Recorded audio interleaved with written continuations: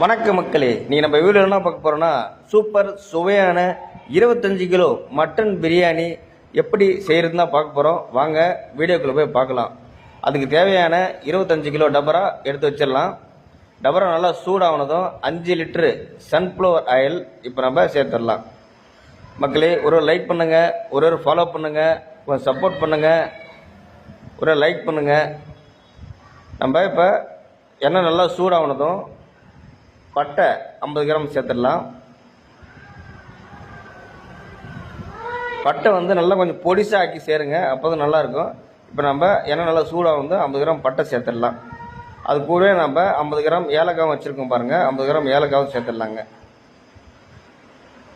ஏலக்காய் சேர்த்துட்டு பிரிஞ்சி இலை ஒரு 10 கிராம் சேர்த்த போது, அதிகமாக சேர்க்கக்கூடாதுங்க. பிரிஞ்சி இலை ஒரு 10 கிராம் சேர்த்துடலாம். அது கூடவே லவங்கப்பூ